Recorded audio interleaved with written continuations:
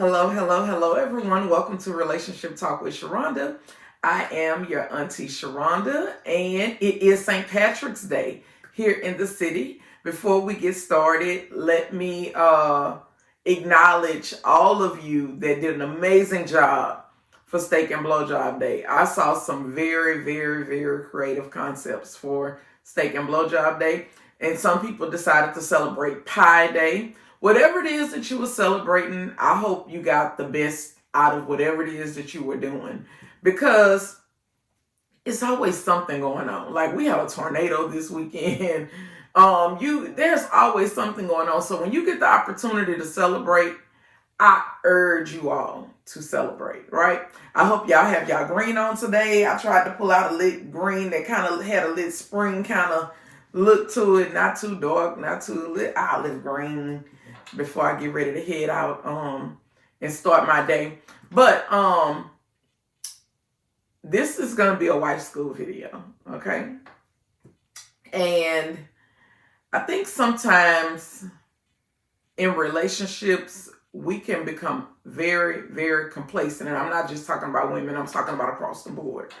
I'm talking about with men and women, right? And I think that sometimes we have gotten so accustomed to disrespect that it looks normalized in so many ways, right? And this video is just basically about not letting people play in your face, okay?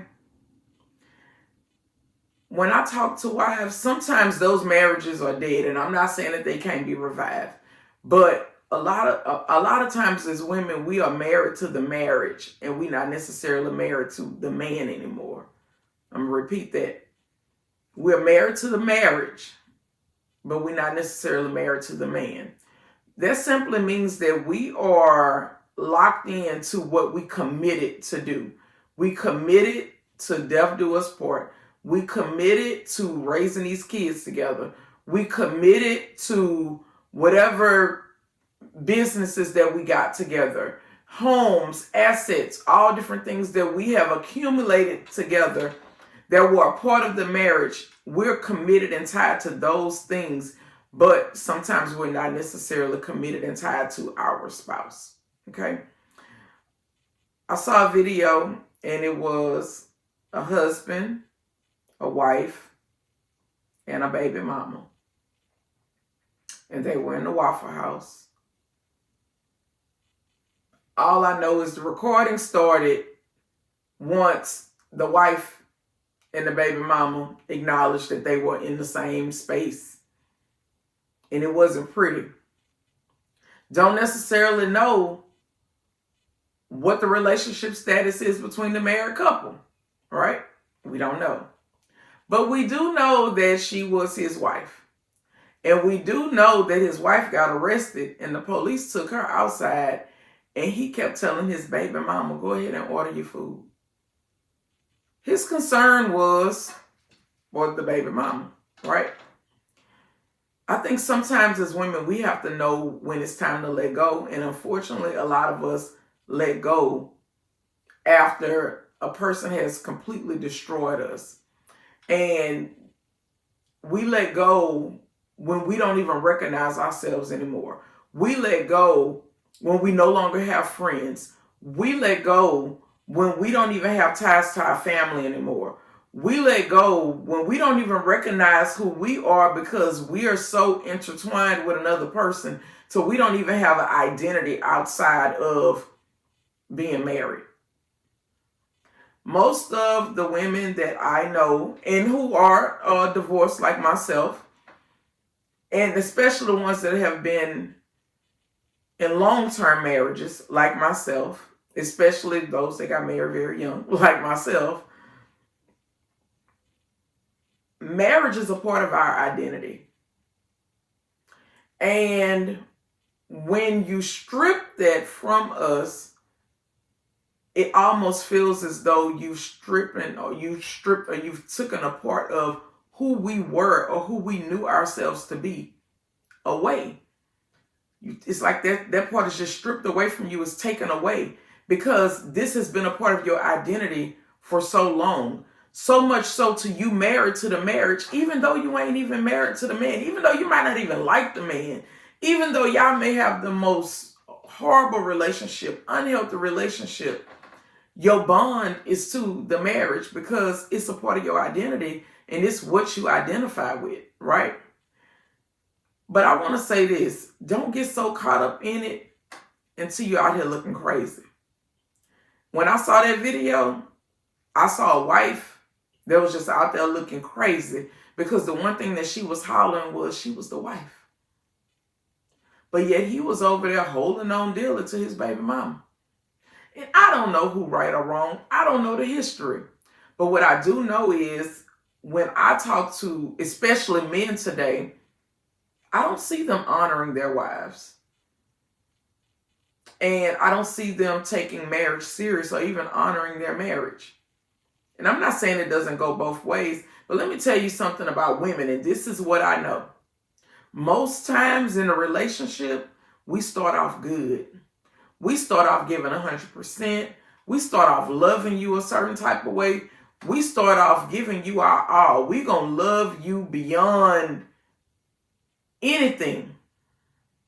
And slowly things start happening and you just start chipping away at the love, chipping away at the respect, chipping away at me reverencing you, just chipping away at it to the point where, yeah, I'm still here in the marriage, but I ain't got nothing for you no more. And when it all boils down, I don't even really like you as a person. Because when you're having to deal with all of this betrayal, and today because we have the internet, the betrayal is public. Because today we have the internet, whereas your man might have been able to go to the club. I'm gonna use the 90s. He might have used to go to the club. He might shoot his shot at one woman, right? One woman got his attention in that setting, right? And he's shooting his shot. Now he married, he ain't supposed to be doing it, but he's shooting his shot at that one woman. Regardless if she go with it or turn it down, he's shooting his shot at that one woman. Is able to be kept at a minimum. But with the help of social media, he could shoot his shot at 25, 50, 100 women all in one day, all at one time with the same message.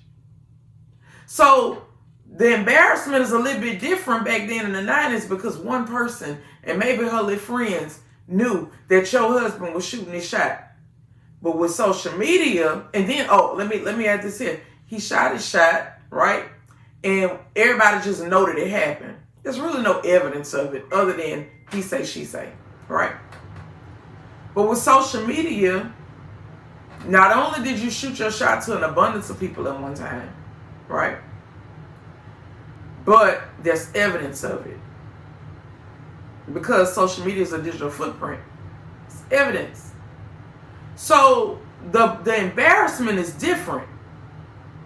Back then, with this little one person, back then to hundreds of y'all, and then he going out one night on the weekend and shooting a shot at this one person, right? But on social media, he able to shoot his shot 25, 50, 100 women, and suppose this is what he do every day. And his wife a lot of times knows about it, finds out about it, heard about it, but now she has to walk and feels a certain type of way because she knows what she got. And the thing is, she don't really want to give up on all of these things that they work for. So what happens is she becomes bitter. She becomes mean. When she on pictures with you, she ain't smiling no more. Y'all ain't tagging each other on nothing on social media. Y'all not even acknowledging each other. When you look on it, I'm using social media because that's where everybody at, primarily. These people don't even look like they celebrate anniversaries. They don't even look like they are in a relationship together. But yet, I'm expected to come out in public and smile when I'm with you and be this loving, caring person when you've turned me into something different. When people play in your face, you got to go ahead and nip that in the bud the first time around, unfortunately. Because what happens is, if they play in your face and you continue to allow them to do it, it becomes a norm for you all. The disrespect becomes a norm. And at that point, you're going to be in a situation that becomes very unhealthy and very toxic. Okay? So, my advice to you, nip it in the bud in the beginning and make sure the person that you with, both of you all, understand that a certain level of disrespect will not be tolerated. Because if you're going to be disrespectful, then we can't do this. You can't be afraid to walk away from things that's not working for you. That's why I urge my daughters, go out there and establish your life for yourself. Anything that comes along is an addition to what you already got going on. It's adding to it. Your career, an addition. Your man, an addition. Kids, addition. Hobbies, addition. But the thing is, you got to be whole first. You got to be good first. And then all of these other things will be all right.